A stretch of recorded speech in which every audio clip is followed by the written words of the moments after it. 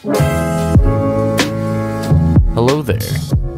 You're listening to a podcast. And the cool thing about this podcast is it really has nothing to do with coffee. It's just one of the only things I had to film in slow motion in my apartment. And now I'm kind of just stalling until this scene. This is me drinking crappy coffee and then saying, "Help me out here."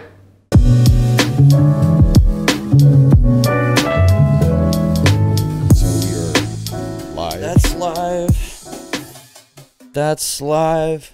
That's live. Audio's rolling. Cool. Think we're good? All right. The Help Me Out Here podcast brought to you by Nestle Pure Life Water. Cheers to that. Do you want to rip off the labels or do you not care? No, I don't care. Okay. I'm already sponsored by them, so. Everybody, welcome to episode number 3 of Help Me Out Here. Help me out here. Help me out here. We have a guest today. We do. It's Zachary Thayer. What's up, buddy? This is really cool because he was the first person who left a voice message, right? And we played it. And I was like, I'm excited to play the first voice message by Zach Thayer. And now he's at my house. Yep. Now you're the first guest in person. Let's tell them like why you're here, like how why it I'm happened. here. So this weekend came about originally with you, Evan Hart, Andrew Cruz, and Jesse Friday. Mm-hmm. Sometime around this year, you guys hung out in Kansas City. Most of you guys were already living there, and Andrew just flew in. You had an epic bro weekend. Mm-hmm. And then now you guys are all living all over the country. All 4 of you live in a different state. Yeah. That's crazy. But you made plans to come here, and I found out about it, and I invited myself. I'm really glad you did. Because I felt weird about it because, you know, I know like we're all close friends, but I mean, there's people that you're closer to than others. And I don't think that's a bad thing. It's just a thing that's life. Like I'm closer to Riley Anderson than you are. Yeah. Okay. Or like, that's not a bad thing. It's just a thing. So I didn't want to like impose myself onto like this bro weekend, but you're like, no, come on over. Come on down. It's working out really well because it just started as us 4 guys, like, because we're really tight. Right. We have like a group text. We've just always been really close. Mm-hmm. And now like Jesse's married, Andrew's engaged, and it kind of feels like we're spreading out a little bit, and it's making me sad. Mm-hmm. But I feel like this trip is kind of like bringing new life into that. And something you and I were talking about yesterday was like making an annual weekend where it's like no matter what, we're there together. And I feel like this is kind of the beginning of that. And I wouldn't have like thought of it that way unless you would have come.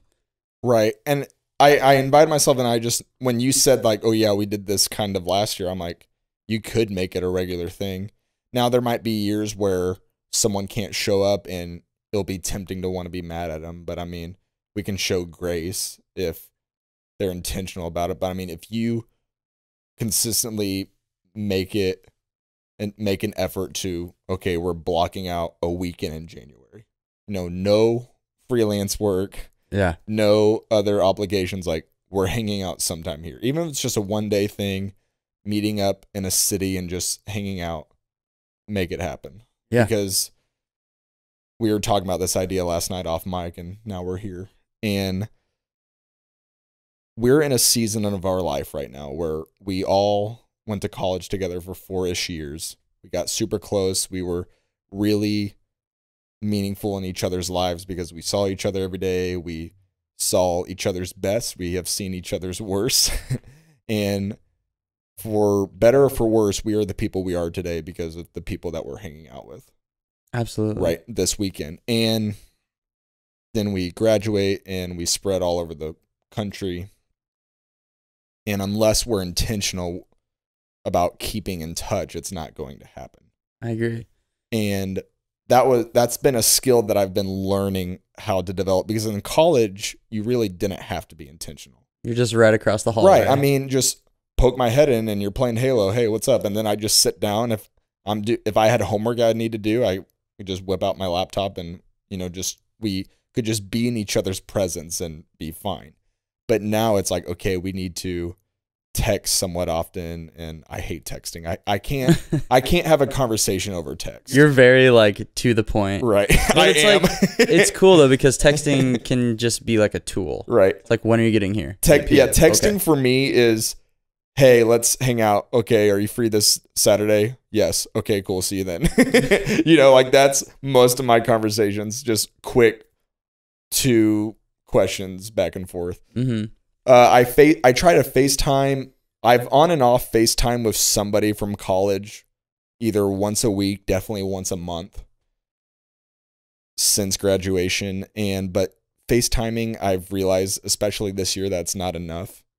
That I really desire the in-person hangouts. I mean, some of my favorite memories, like my favorite memory with you, Zach, isn't even a college memory. It was me hang out with you and Earth Groans when you attempted to do a show at Moline and it got canceled, but we just hung out the whole day. We watched Spider-Man, we ate Taco Bell, and we tried to shoot off fireworks. Like that is one of my favorite memories with you, and that was outside of college. Yeah, that was so random. I didn't know that was your favorite memory. Yeah, that's awesome. That's probably my favorite fun memory of you. Yeah, it was just funny. We were sitting outside that venue waiting for the show to happen, and then the city closes the venue down while we're there. So we like went and got food, watched Spider-Man, and then didn't we have like a bunch of bottle rockets, and we like lit them off by an old train? Yeah, we shot them off. So you guys had bottle rockets in your van, and then Jeremy made a sparkler bomb that failed to go off. And dude, I was sketched out by that because, okay, so you make this bomb.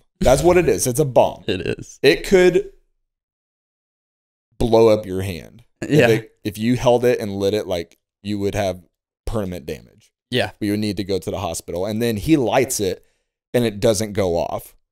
And so now you're in this dilemma of, do I go up to it and try to mess with it, or do I just leave it there? Because you don't want to go up and try to light it again or mess with it in case it's a delayed thing, Yeah. So I don't even know what we did. But I think we just left. Like, well, there's that. And so now there's a bunch of explosives by a railroad track in Davenport, Iowa.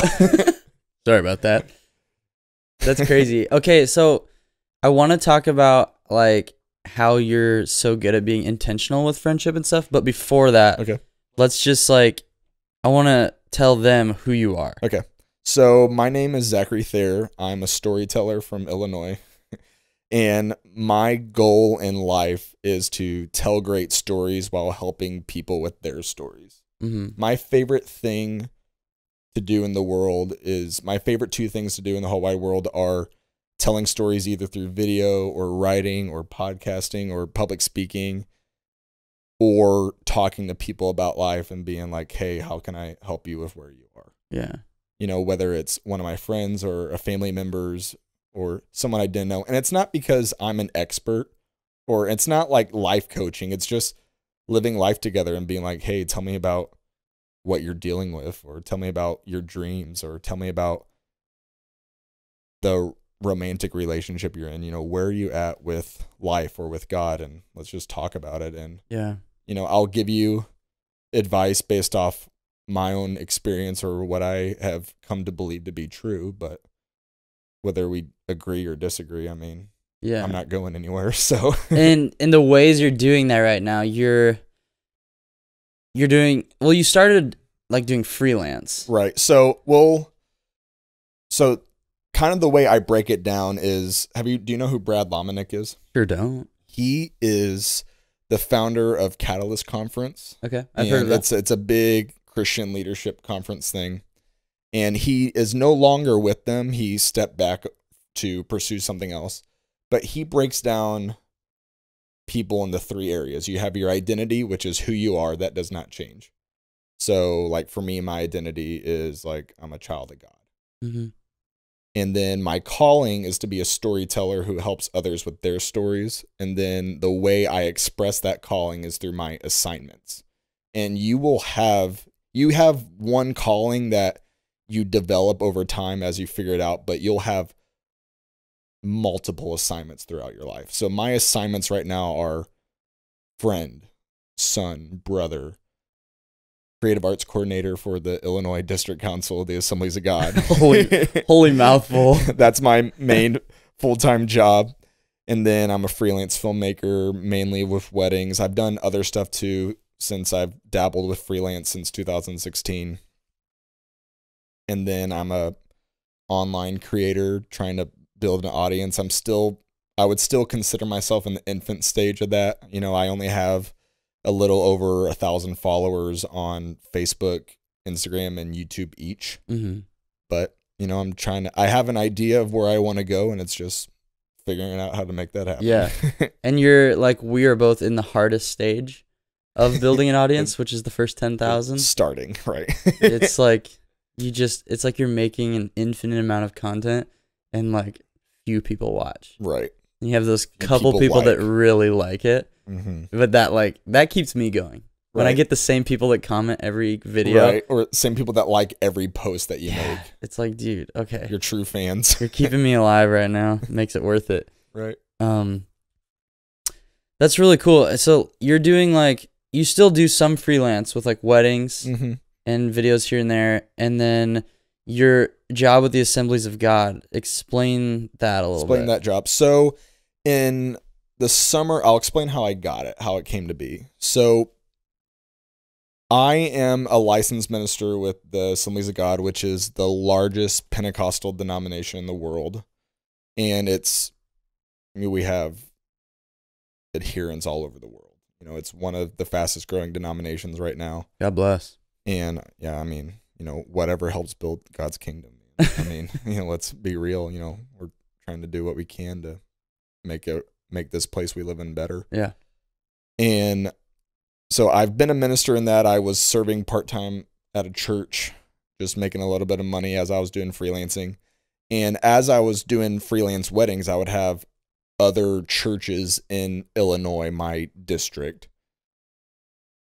hire me out for the weekend and do videos for them. And so I started getting a little bit of a identity in my community as like, hey, this is Zach. He does freelance videos and he's really good. And so then the main central offices of our district hired me to do a highlight video for their biggest event of the year and then their camps that summer. And at the end of that summer, you know, it was multiple projects with them. And then they pulled me into a job interview that I didn't know was a job interview until I sat down. The guy shut the door. He's like, all right, so this is a job interview. Shoot. Shout out to Paul Heinzman, greatest boss ever. And he asked me a few questions about my life because he was like, look, we want you to be our social media content and video creator. We want you to be our storyteller. Like he was using my language that I had been using the entire year 2018 when I figured out that storytelling was my thing. So like, did you feel like that was like a clicking moment? Yes. That like, I didn't know this was what I was looking for until it presented itself in front of me. Okay. And he asked me a few questions about me personally, just basically seeing if I was ready for this, if I was mature enough. And then he was like, all right, let's do it. It's a brand new position. You know, there was no established, okay, this is what the creative arts coordinator does. I've really been able to make it what I want. Yeah.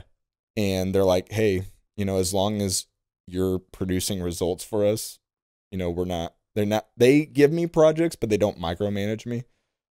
And I've been in a position with my boss, Paul, to really cast a vision like, all right, this is what the media of the Illinois Assemblies of God should be like.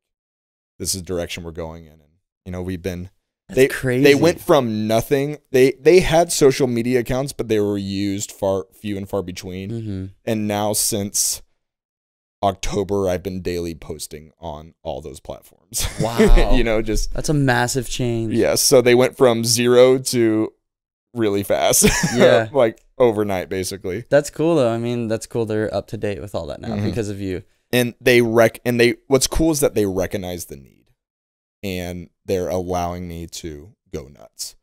And so it's been kind of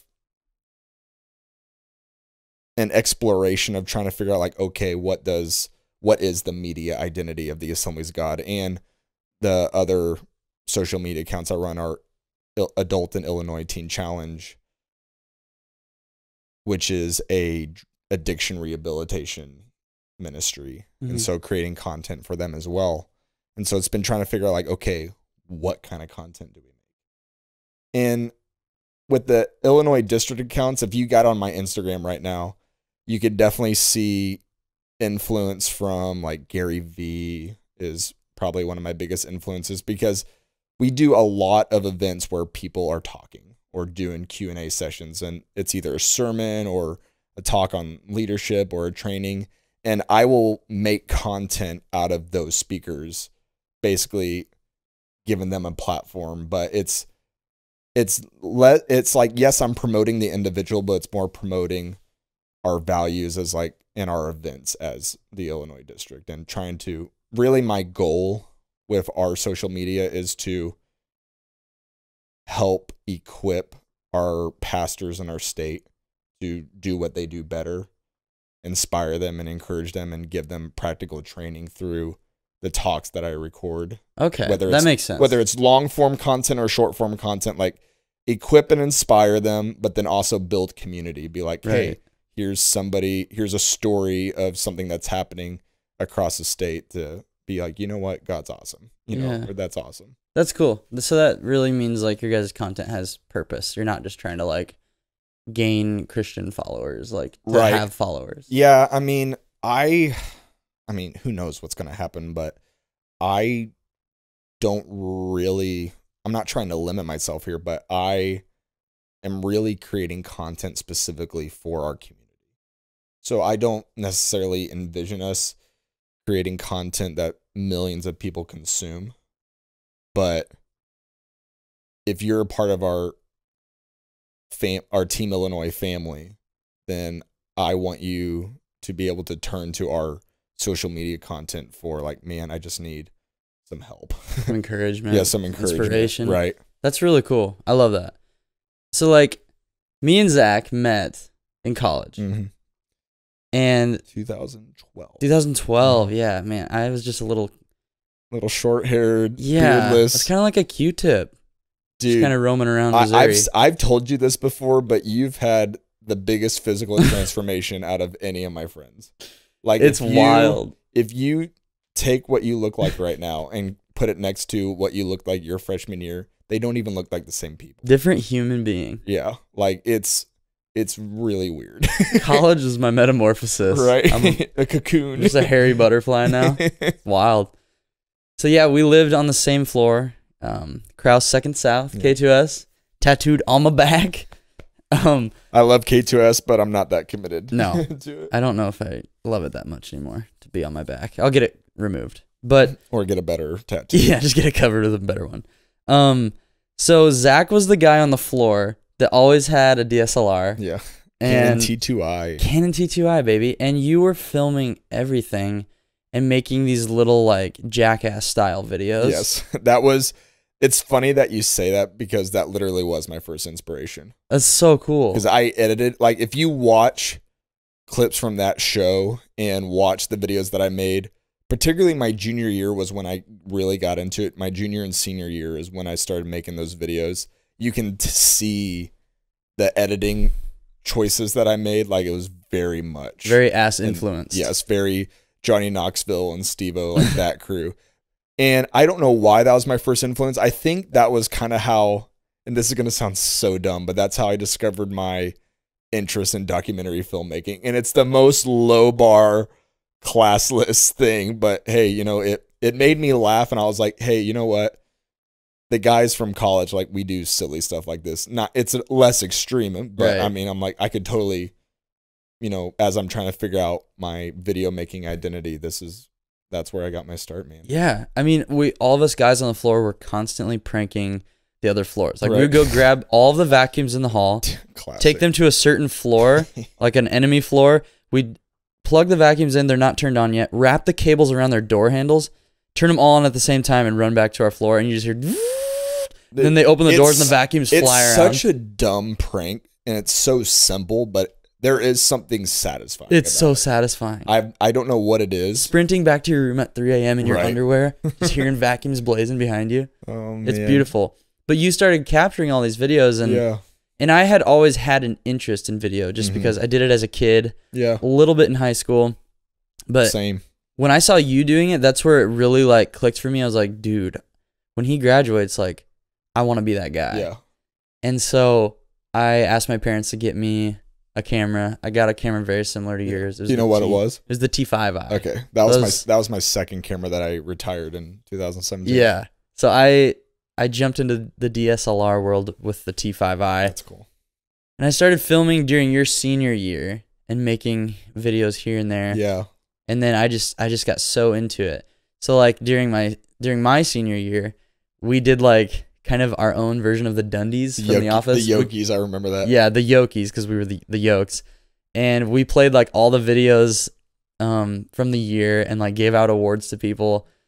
And that was just like that was a lot of fun. The addiction began during my time of like seeing you doing filmmaking.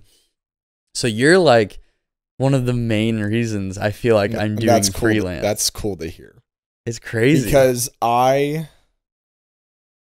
didn't really like you, I dabbled with video growing up. My parents owned a camcorder when I was little, and I had a little crappy digital camera in high school, but I mean, I was never serious or committed about it. It wasn't until the summer before my junior year of college. What happened that summer was I was an intern with one of the departments in the Illinois Assemblies of God, helping out with their summer camps. And I got tapped to do videos for their camps for a couple of the weeks, and I had really no business doing it. They were desperate because the professional that they hired dropped out at the last minute. Oh. And so I remember the guy, and it's funny, the guy who was my boss then is my boss now. Oh, weird. And we had issues that summer. I was really immature, and I was kind of a jerk to him. But I remember he walks into the office one day and he was like, "All right, interns, which one of you knows how to make videos?" And I'm the only one that raised their hands. And I could literally see the look on his face. He's like, "Of course." Like, it's him. But, you know, that was really my first thing. Not the first videos I ever made, but my first videos that I got hired to make. And then that's when I decided, man, I need to get better. I need to actually take this seriously. So that's when I went into junior year and I started making the videos of the floor. I was on activities board at Evangel, and I made videos for them. We would make skit videos for our semester variety show, like SNL style thing. I would make videos for that. I wish I would have done that. Dude, that would have been so good. It would have been a lot. It would have been way, like, that would have been a jump start on experience. Yeah, but I mean, you got your start eventually. Yeah. You know, better late than never. But yeah, that really making videos that summer for that camp, that's summer 2013. Activities board at Evangel videos and videos for K2S were my first real videos. Yeah. Like, that's when I was like, you know what, this could be a thing that I do for the rest of my life. Yeah. And I feel like just watching you do that and like seeing your style of editing and shooting, like the really raw handheld, like it's a home video, but it kind of looks like The Office, right? Or Parks and Rec, documentary style. Yeah, like super documentary, but still good quality. Like that, like captivated me. Cause like I'm watching it, I feel like I'm watching a TV show, but it's like me and my friends, right? And it's just these short videos that are really goofy and fun. And I'm still addicted, and then that's like what I want to do with my life. Me too. Like, I want to travel to see my friends, travel with my friends, and be alone in my room making these home videos, right? And hopefully make a living on that someday. So we'll see, but it all started there. Yep, that's all started for me. And then I hit a point after graduation, man, and there's so much that we could talk about that happened to me after graduation, but a lot of stuff happened. But basically, I graduated college not having any idea what I wanted to do with my life. My first job that I got actually was the main video editor, video shooter for a small Christian TV show. Oh, really? It was like a talk show kind of deal. I had no idea. Yeah, a lot of people didn't because I had that job for like 2 months. Okay. And then that's funny. And then we went our separate ways. I'll put it that way. I was not cut out for that position. Really? But it was, good people. It was, and it's still, they're still making content, but I was just not ready for that role. And so I started working part-time at my church, doing office work, and then I started making videos for them. Oh yeah. And okay, then I remember that. And then that led me to doing weddings. Because I had done a couple weddings before, but I wasn't seeking them out until somebody in the Assemblies of God church community hired me to do their wedding, and then somebody saw that video and asked me to do their wedding, and then it just started rolling. Yep. And then other churches in our state started seeing me making videos for my church. They hired me out, and then, like what I told her, the Illinois district hired me, and now I'm doing video making full time. Yeah. Which, if you would have told me in college that I'd be making videos full time, I would have thought you were nuts, because I didn't think I was good.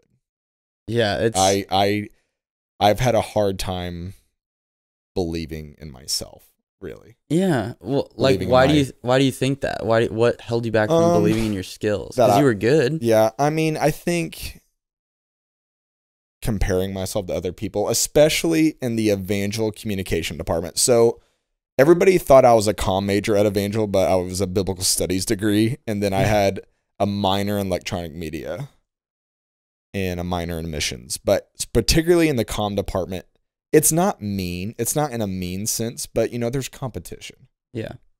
Because you're taking a lot of the classes with the same people semester after semester. In a small school, too. In a relatively small school. And so you're constantly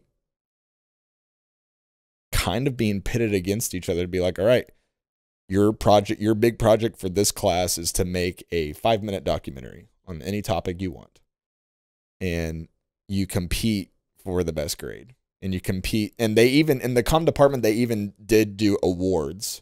Like, they were called, like, kind of like our little version of the Oscars, like, and so, like, there literally was a competition of sorts. And so I would compare my camera operating abilities to someone else, my editing ability, my color grading. I never even dabbled in color grading until after college. And so, I would see other people's work who were actual film majors. And I was just like, man, like, that looks so good. They're so good. And, they're the kind of people who they're doing stuff that you didn't learn that in class. You learn that because you've had experience before, or you've been learning outside of class, which is what you're supposed to do. They're not bad people, but I would see other people's work and be like, man, they're the ones that are going to be the full-time filmmakers, full-time storytellers. Like, I can't do that. And so it would be like, so what do you want to do? I'm like, I don't know. And now you're a full-time video guy. Right. Because it was like, I guess I could go into the ministry, but then, that would carry over into other areas of my life too. Like, man, he's a way better preacher than I am. he can lead teenagers way better than I can. So you could always compare yourself to other people in any degree. I mean, whether in career, in creativity, in fitness, like, man, that guy's in way better shape than I am. He's way more disciplined than I am. Like, I could never look like that. Yeah. Or lift that much weight, Yeah. And so, but really over the past, even recently, past couple of years, I've been learning to let that go and just be like, you know what? There are people who are better than me, and that's all right. And that's okay. And you know what? That doesn't cripple me anymore. It compels me. Yeah. I'm like, you know what? If that guy can do it, I can too. Yeah. And so I'm going to ask him and be like, hey, how'd you make your video look like that? Like, you've been doing filmmaking less than I have, but I think there's multiple ways that you're better than me. And I'm okay with that. And rather than being like, ugh, I hate him. Because there's kind of two ways you can respond to people that are better than you. And is either you hate them or you just feel bad about yourself, or both. But now I'm trying to turn that into, okay, let's be positive about this. Be like, okay, hey, you know how to make your videos look Hollywoodish, based on like the colors and the light. I'm like, show me. Right. Rather than just being like, oh, I hate him. It's like, just ask him. Yeah, just so you can either like resent someone or ask for help. Right. And like, And that's a pride and humility thing. Mm-hmm. Like you admitting, because it's like you already know that you're not as good as them. So rather than being mad about it, how about you use it as an opportunity to get better yourself? Yeah, totally. And that applies to so many things, like whether it's your career, your relationship with God, your family life, your romantic relationships, your fitness, like anything. Like rather than getting mad at people who are better than you, ask them for help or see what they did and do it so you can have those same results. Do you think part of it, like the reason why we might take the resentful option is like we want to like look put together or like look like we don't need help on the outside? Yeah, I think it's part of that, but also it's easier. True, yeah. Like I think most people would rather not do any work to improve themselves and just be like, well, I'll never do that. Mm-hmm. Because it's easier. Like it's more comfortable to just be like, man, I'll never be as good as they are. I hate them. They just got lucky. And then you just sit home and watch Netflix all day. Yeah. Yeah, that's like, true. That's way easier. It's the road that too many people take. Yeah. Because it's the easy road. Yeah, that's a wild mindset. I feel like I don't really think that way, but that'd be hard to push through that, I think. Mm-hmm. But important because you can grow so much by just asking questions. By just asking questions, or even if they're not personally helping you, just watch what they do. Yeah. Totally. Just be like, okay, I see that they use a certain camera, or I see that they have certain equipment. I mean, so many people are making tutorials. So many people are posting blogs saying like, hey, here's some tips on how to do this. There's no excuse not to do something. We have so much knowledge at our fingertips. Yeah, I learned everything on YouTube. Right. And that even kind of goes into, like I loved our college experience that we had together. I don't regret it at all. And I'm happy to say that I'm debt free. But college is in trouble. Yep. The whole college system is in for a rude awakening within the next 10 to 20 years. I hope so. Because the ROI isn't matching anymore. No, it's hurting a lot of people. It's hurting a lot of people. And I think our generation, like when we're having kids that are in late high school, we're going to be the first one not to push college. Yeah, we're going to be like, take a couple years, get a job, and like figure out what you like.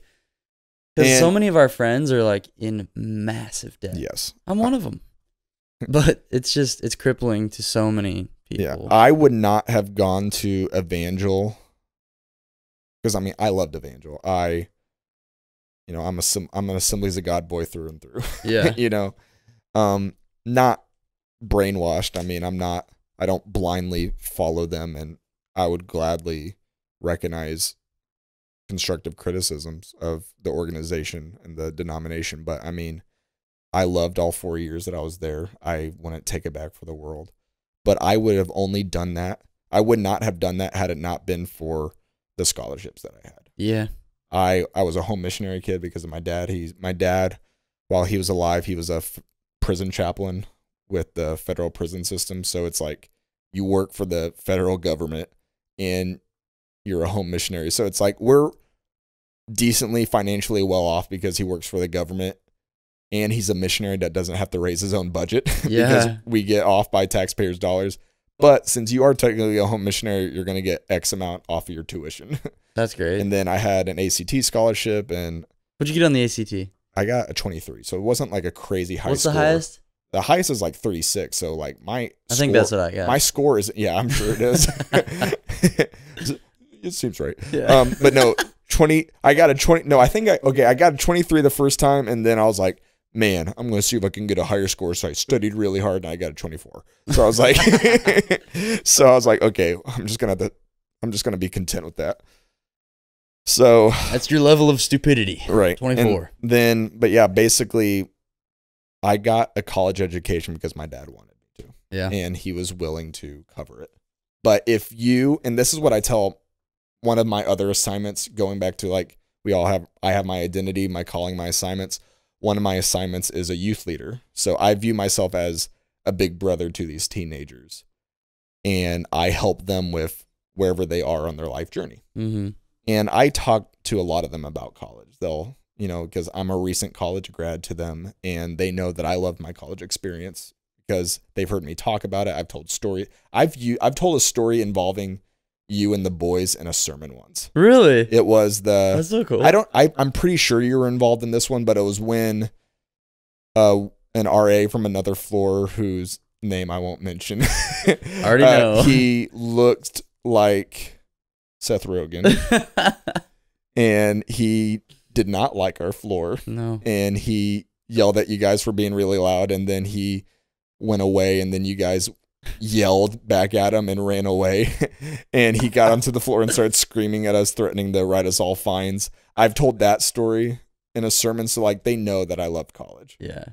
And they'll ask me for my advice. I'm like, honestly, if you may or may not need college, but if you want to do college, do it. Mm-hmm. Regardless if you need it or not. But have an exit strategy when it comes to student loans. Yeah. Because, I mean, look, okay, let's compare it to any other life experience. Whether it's education, like formal style education, or going on a trip to Europe. I wouldn't want you to do anything unless you could afford it. Mm-hmm. Like, okay, if you want to buy a Lamborghini, go for it. Do you have the money? Do you have the money? You want to go to college? Go for it. Do you have the money? Yeah. You need to apply for scholarships like a madman. If you're in high school right now and you're thinking about college, like whether you don't know if you need it or not, if you want to get like anything and everything, no matter, I don't care how many essays you have to write, I don't care how many questions you have to answer, you're gonna hate it.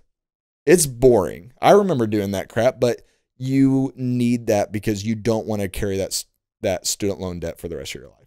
Because when you're in college, it's like the loan doesn't exist to you. Right. And it's not real. And then like the day, 6 months after you get out and you get that first bill, you're like, that was real? Yep. So it's like for me, I kind of, I feel like I'm so bitter towards Evangel for all the debt. Yeah. And like, a Christian education is like so much more expensive than a secular education. And look, whatever. I get it. But I mean, it's the system. Yeah. And I guess like, I'm going to say this with love. It's going to sound mean, but it's like you knew what you were getting into. No, I did. Yeah. But have known. It was like that thing to me where it's like, oh, I'll deal with this when I'm done. But now I'm an adult and I'm dealing with it, and I'm so mad at my my young self. I'm like, what an idiot. That's why I have hair. But look, now. There's hope. Like Dave Ramsey, man. I mean, like, listen, hustle hard, save that money, don't buy stupid crap for the next few years, and you can get it taken care of. Yeah, it'll all work out for sure. It's just, I kind of wish I would have done like 1 or 2 years at Evangel and like made those amazing friends, because that's the one thing that's like worth it to me. Honestly, the education, don't care about it, because what I'm doing right now, I didn't learn anything in college except for what I learned from you and YouTube. But I wish I would have like made my friends and then like went to a community college, and then just like visited or something. Sure. I know this, and there's something else that I want to add on this. I went on a Twitter rant in a polite way. When I say Twitter rant, I mean like when you make like a big thread about a point. Yeah. I did a thread talking about this topic, like basically answering the question, is college worth it? And like with anything else, I believe college is worth it if you make it worth it. Yeah. So you know what you're getting into. While you're in college is more than just the classroom. College is the friends you make on the dorm. Mm-hmm. College is the campus organizations that you do to build work experience, life experience, and you do it for fun. Like, okay, activities board. I didn't get paid to do activities board, but I'm doing what I'm doing today because of stuff that I did for activities board. Right. Activities board taught me how to work on a team. Activities board taught me how to work for a boss. That's a really good point. Activities board was like my first real video project. So if you're in college right now and you're like, crap, how do I make this worth it? Because maybe you're in college because your parents want you to be, or maybe you're in college because you don't know what to do and you don't want to just work a random job and figure things out. Yeah. While you're there, if you're going to go to college for whatever reason, make sure you have a payment strategy. And then while you're there, soak in as much as possible. Mm-hmm. Get involved in on-campus, off-campus opportunities. If you know the general area that you want to work in, start working in it. Whether it's something after class or in between semesters during the summer, start doing projects with your friends on your dorm. Like, you know, start a business while you're in college. Yeah, like, you know, like okay. I remember I had a tough conversation with a teenager once, and I love this kid, but he is lazy. Mm-hmm. He's smart, but he's lazy. And that's the worst. That makes me, I would rather someone be dumb and lazy than smart and lazy. Because smart and lazy is where you could be doing so much, but you're wasting it. But you're wasting your potential. And so this kid, he's smart.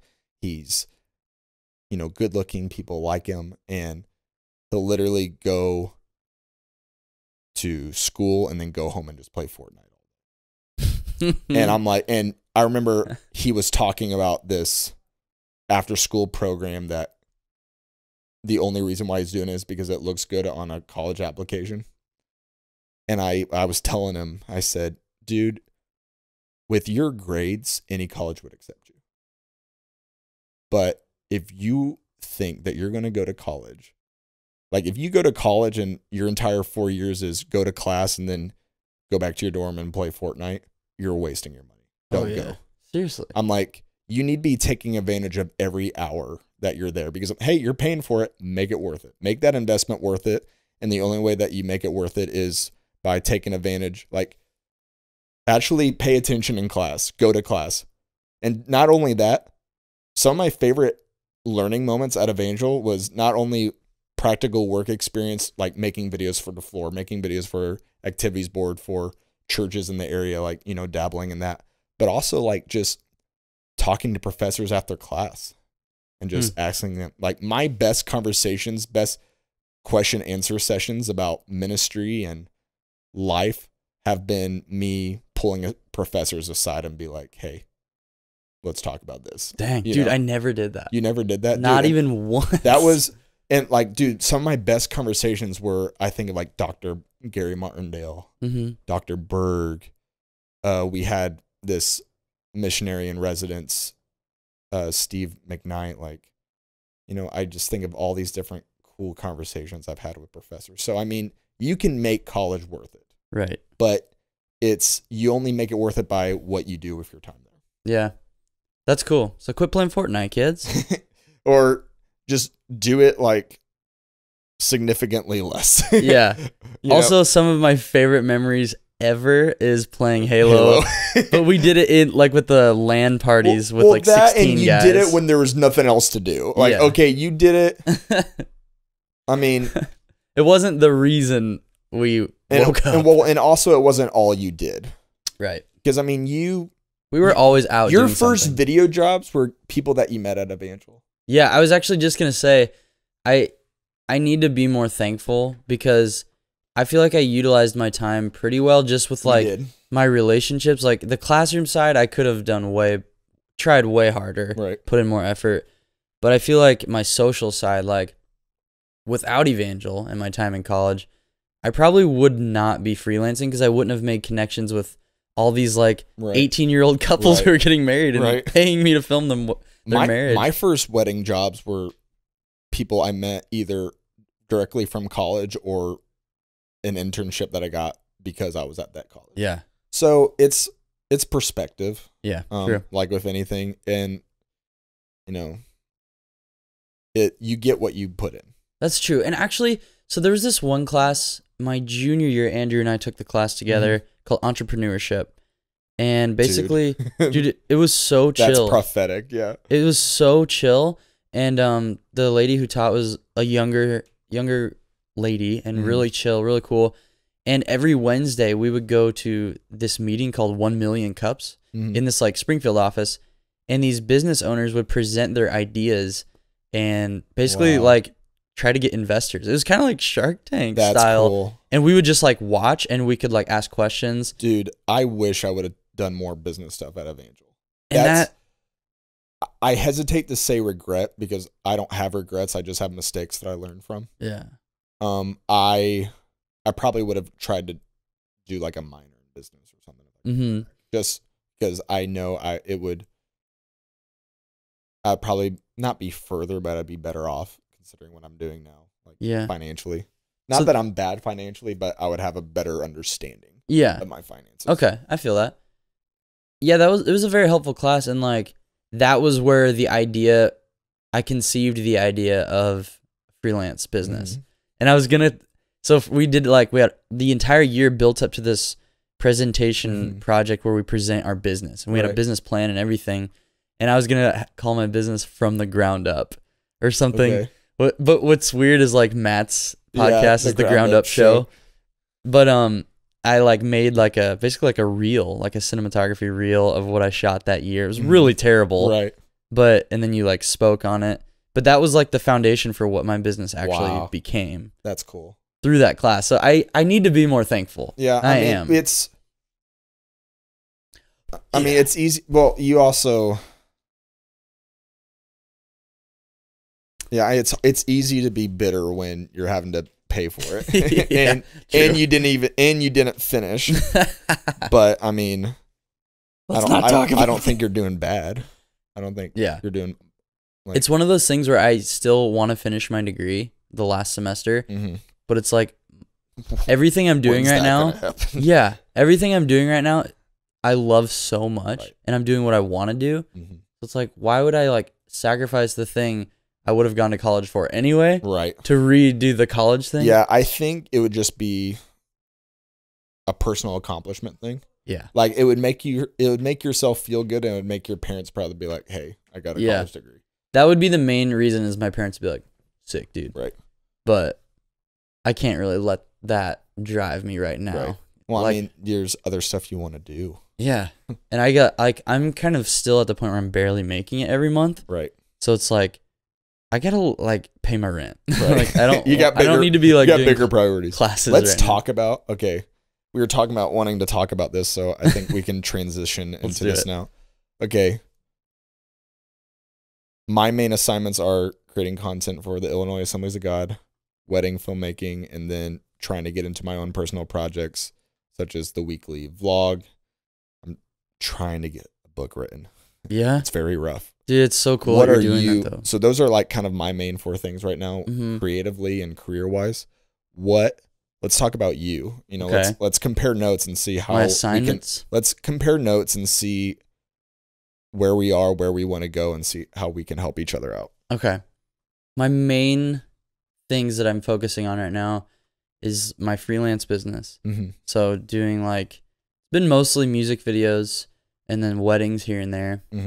Any sort of freelance work I'm taking right now. Right. Because I have to. Been there. Yeah, for sure. And then YouTube. YouTube is my absolute favorite thing. Right. So sometimes I'll let it overshadow my freelance work. Yeah. I'll be like, I'll edit my YouTube video today. Right. But that's this looming giant in my soul that I want to become my life. Is a full-time YouTuber. Oh yeah, I just want to be a content creator. I basically my goal is I want to survive on my ideas. Yeah. At some point, because I feel like I have so many. It's just executing and having the time to do it. Right. So I'm at the point now where it's I'm spending every hour making something, whether it's for a client or my channel. Same. Yeah. So yeah, I guess my freelance business, my YouTube channel, so my social media presence. Right. I don't really want to be influencer. I don't care about the fame thing or the likes or whatever.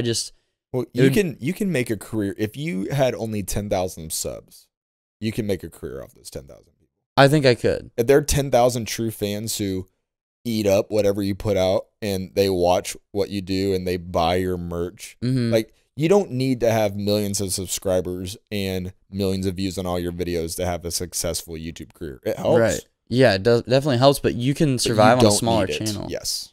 So yeah, right now it's you can thrive on a smaller channel. Yeah. Not just survive. You can thrive if you know what you're doing and people like you. It's strange because I have like 6,000 something subscribers, but I feel like only a few hundred people are like in it. Right. So I think there's a lot of people that like see a tutorial and they're like, cool, I'll subscribe, and whenever there's a tutorial, I might check it out. Right. But there's like a few hundred people out there that are like, okay, I'm gonna watch everything. You have people that you've never met in real life showing up to your band's shows. Yeah, that's weird. And they know you not because they met you at college, not because they discovered your band on Solid State Records. They know of you personally because they happen to watch one of your YouTube videos, and then they started watching more of your videos, and then they're like, oh, he's in a band. Oh, he's playing in my city. I'm going to go see him. Yeah. And that's cool. It is so cool. And you're doing that. So that's the third thing is my band, Earth Groans. And the coolest part about the band for me is it gets me to those people. Right. Because I want to meet people that are subscribed to my channel. Like I want to make videos with them. Right. Feature them. I don't want it to just be me the whole time. Right. I want it to be a real community. So yeah, trying to balance all that right now. Right. And we talked about this a little bit. I've been talking to you guys on the podcast, just trying to be really open and blunt about like what I'm feeling about the band and stuff. Like that's been the point of like, you want to just cannonball into that swimming pool? I guess so. Okay.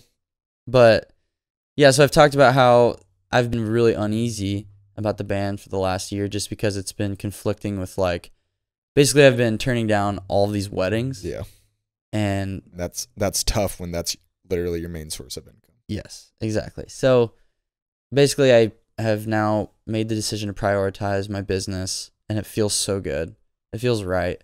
So we'll just kind of see what happens with the band and stuff, I guess. Like, do you see a day coming when you're not on the band anymore? I don't know. It's hard because like it's still such a like music is such a passion for me. Specifically playing live music is so, there's a feeling, there's no other feeling like it for me, like than playing in front of people. I don't know. And it could be a pride thing too. Right.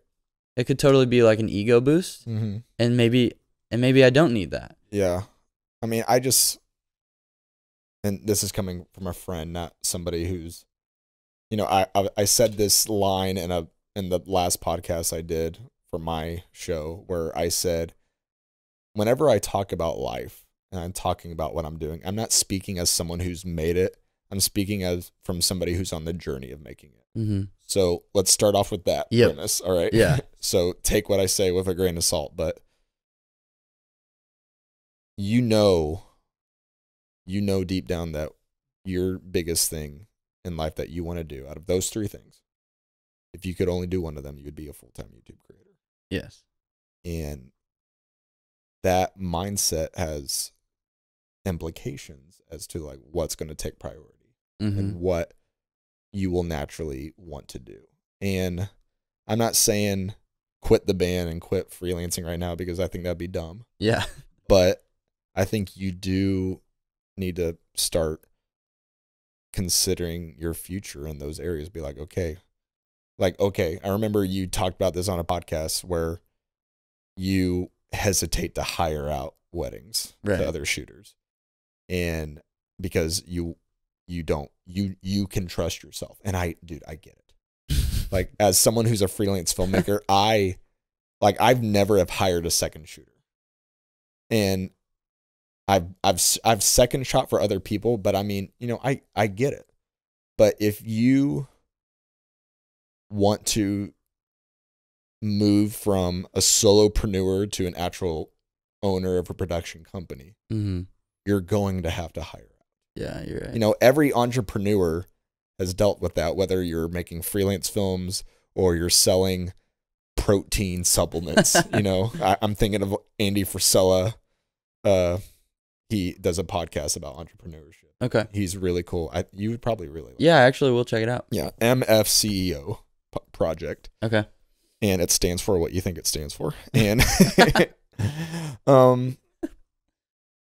but yeah, that's a hurdle that if that's something you want to do, then you're gonna have to get over yourself. Yep. You know, your YouTube channel, I mean, there could be a day when, I mean, right now it's built around you. So unless you made a YouTube channel that was built around a company idea, like there's multiple examples of this, but the first one that pops in my head is like Beam News. Yep. Where it's not one person, it's multiple content creators, or like BuzzFeed or any of that. You know, the person who started BuzzFeed, you know, I don't know who it was. I don't know if it was a group of people, but somebody was like, crap, I want to get huge, but I can't write all these blog posts and make all these videos by myself. Right. I need to start including other people. Yeah. So, or, you know, with you and your band, I mean, maybe there's a day when you're the main guitar player, but you have someone else that tours. Yeah. See, that's actually what I presented to them was like, basically, if there's a month where I have like 7 things booked, right, I'm going to choose the 7 things because that's my well-being. It would be different if the band made money.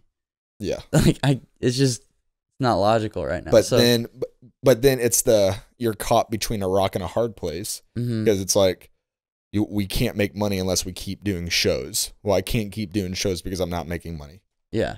You know, it's like no matter what, like that's true. You're screwed. Yes. So either way, all this to say, you got to start delegating in one of those 3 areas. Yeah. If you're going to keep wearing those 3 hats, you're going to need to share that hat with someone. And that's why I presented the delegation to the band. So basically I said like, I'll choose the video gigs over the tours. And then basically like, I'll find someone to play my parts. Right. Because it's easier for me to find somebody to play my parts than to film my weddings. But then at what point what's to keep them from saying, well, why don't we just make this person our right? And so I also mentioned that, and I said, well, I understand like you want somebody who's like fully committed and available at all times. So like if you guys want to talk about this on your own, right, about just having somebody else, like I understand that too. Like because why would you want to pay me? It'd be one thing if you're contributing to the songwriting, and I don't know the dynamics of your band, and I don't, and I want to. You want to contribute to the songwriting? Dude, okay. I want to write music, but it's just not like an environment where it's not opened up to me. It's not a collaborative environment. Right. And so but I want it to be. Right. So that makes it even harder. Now, and so the way it's set up right now, you know, it's not, again, I'm speaking ignorantly with a little bit of ignorance because I'm not in a band and I'm not a musician at all. But if your role in that band is you just play guitar. That's what my role is. Yeah. Then you're replaceable. Very. And that's a conversation that needs to be had. Yeah, definitely. And, you know, I mean, and I get that you love touring. You know, I love traveling too. I travel all around the state of Illinois for my job. As I keep doing this job, my full-time storytelling gig for the Illinois Assemblies of God, as I keep doing that, I'm going to know like every square inch of Illinois. I'm going to be able to tell you everything. But then there's going to be like, we're dreaming of the future, and like there's going to be trips all around the country and all around the world for different missions trips that we're taking pastors from Illinois and take them to Israel. Yeah. Or take them to, we have connections in undisclosed Asian countries. Protect the keep them safe. Protect the M's as they were. Yeah. But all that to say is like, you know, I know you love your band. I know you love traveling. I know that it's the best opportunity to meet your YouTube people and to see your friends. I mean, heck, the most I probably have hung out with you more than any other Evangel friend. Just because you're on tour of Earthgrounds. Yeah. I've slept in your guys' van. Dude, yes. I've been a roadie for the day. you know? Man. And I love that. But as you keep growing in a certain path, there's things that are going to get let go. You know, this kind of ties back to what we were talking about, intentional friendships. Yeah. As people start getting married off, start having kids, start settling down, Now, settling down looks different from person to person. Your version of settling down is, I want to be a full-time YouTube creator, and that's my priority. Yeah. And then other people's settling down looks like, I want to be a good husband and father, and the way that I do that is I work a 9 to 5, and then I hang out with them in the evenings and weekends. And that's not a bad thing. Right. It's not just different for everyone. It's just, we choose different dreams. And all I ask for people is, if you do choose to let something go or go in a different path, make sure that it's both, like, if God's calling you to do it, then go do it no matter what. But if it's kind of an iffy with God, like, God hasn't said either or, then make sure it's something that you want to do. Right. Or that it's something that, if it's something that, okay, like if you're, I remember I told this to a teenager. I said, if you get pregnant, God's called you to be a parent. They're like, how do I know if I'm called to be a parent? I'm like, when you have a child. I'm like, you don't get the, now I don't want to get political and like talk about abortion. That's not what this show is. But like, if you have a kid, you're a parent now. You're called to be a parent. Yeah. So raise that kid. Well, that kid gets in the way of my dreams. Make that kid your new dream. Shouldn't have had the kid. Well, that kid becomes your new dream. Yep. And don't tell me that you can't find work-life balance when you have all these entrepreneurs that have like 5 businesses and then they're an awesome dad and an awesome husband. Yeah. Don't tell me that it's not possible. Yeah. I get that it's hard. I get that it's a work in progress. But I mean, there's no, like, so a couple of my dreams, I want to be a husband one day. I want to be a father one day. But I still want to be a full-time storyteller. Yeah, baby. And all those things. You're going to be so good at this. You're right. Balanced already. Well, thank you. I'm still figuring it out. My schedule is still jacked up day to day, but I mean, I'm going to have a flow that's tweakable. And I want, whatever I'm doing, I want to be all the way there. Yeah. At that moment. And I want to be able to show up fully in everything to both pour into the world and provide for my family. Yeah. Dude, I want that too. Like at some point I really want to get married. Yeah. To Lauren at some point, and I want to officiate. Dude, that wedding. I think it'd be so cool if you did our wedding. Fun. Obviously, I have to okay that with her and then get married to her. Call her right now. Yeah. Lauren, let's get her as a guest. But another difficulty of touring is like, me and Lauren have been long distance for 6 years until this year. Right. And this has been the best year crazy. Ever. And also like it feels new because we're learning how to date. Because we've never done it in person. Date, right. And tour, like when I'm here in Nashville for multiple months and then I go on tour for 6 weeks, it like is such a wedge. Like it makes things really, really tough because I'm the type of person that whatever I'm doing right here in my present space, I'm fully invested. Yes. So if I'm on tour, I'm with the guys, having a great time, playing the show, having a great time. And then I kind of like put her back here on the back burner a bit. And I don't know if I can balance that. And I just don't know. Like I kind of think that I can't. I kind of think that the way I'm built just sucks at it. And maybe I'm being too negative. Maybe it's something I just got to suck it up and like get help, get better. Right. And it's being committed to working hard and knowing when you need to delegate. So something that... So hire another guy to take care of her. Maybe. Just kidding. Or, have her come along. And I know that's not an ideal situation. Yeah, that wouldn't happen with the guys. But I mean, they're going to start... Also, Lauren wouldn't want to do that. Right. But then... That narrows my options Right. down. Well, then either if you don't want to do things one way, then the way that you have left, if you still something you want to do, then suck it up and do it. Yep. So this is an example from my life. So context for your community. I am the son of pastors. I grew up in a pastor's home. My dad, the last 11 years of his life, he was a prison chaplain. And he passed away in 2015. And that left me and my mom and my little brother who has special needs. And for people who are curious, his diagnosis is hydrocephalus, which means when he was in my mother's womb, one of the water valves in his brain broke. It either broke or it didn't even form. Yeah. But his brain soaked up water like a sponge. And so the doctors see this happening and they're like, hey, your baby's not going to do great. Do you want to abort him now or do you want to wait for him to die naturally?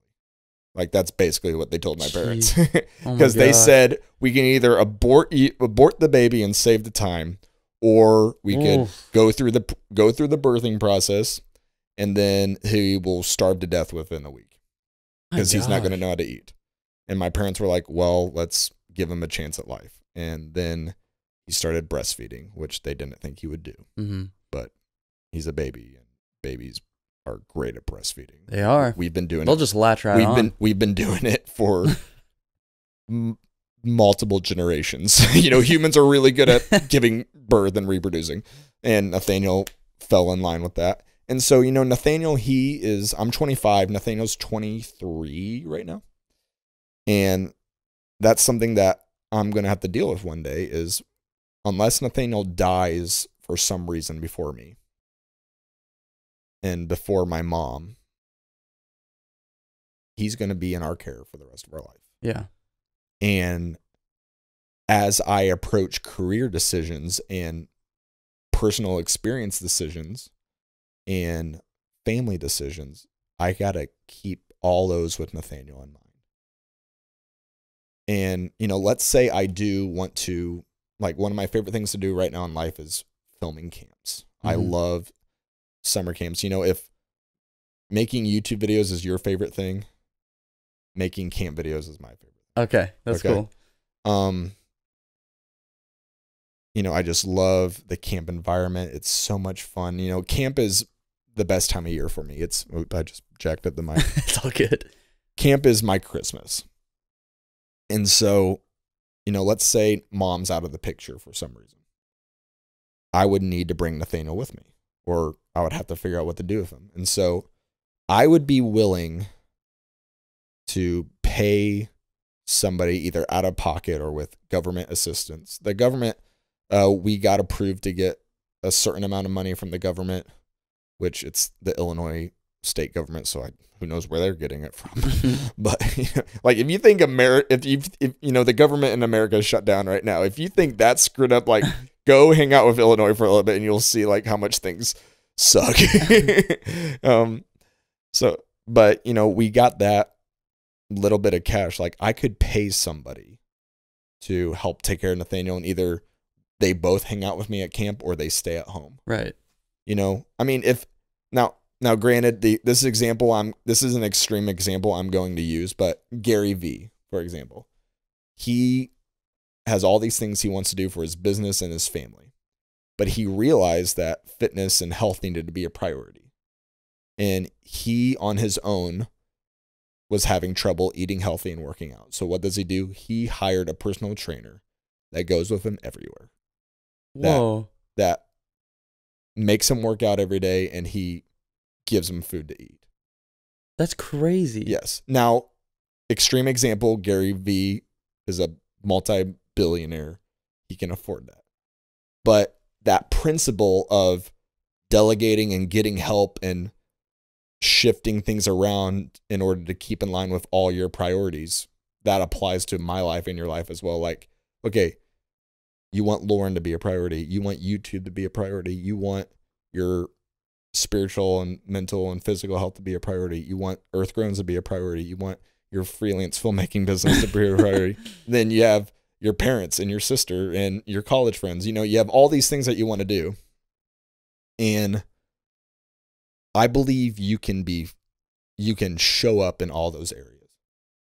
Now, there's going to be times where you mess up, where you could have been a better boyfriend or better husband one day, where you could have been a better brother, better college friend, better filmmaker. But there's no reason why you can't be who you need to be in all those areas.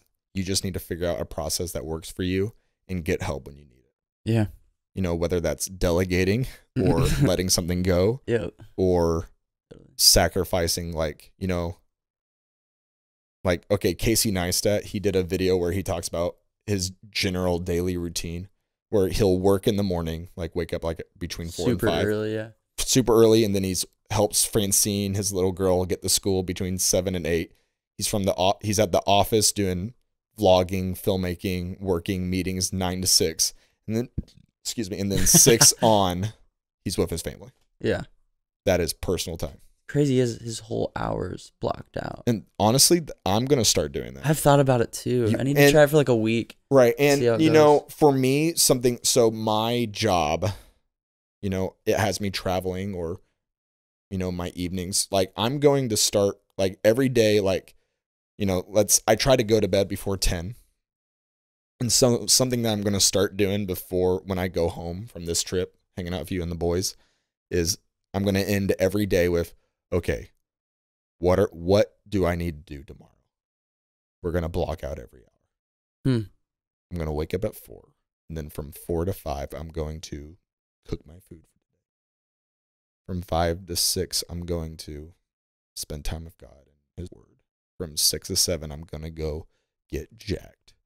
And then from 7 to 8, I'm going to shower. And then from 8 to 5, I'm going to create the best freaking content for the Illinois Assemblies of God that blows all of our churches in our state and heck, even other districts out of the water.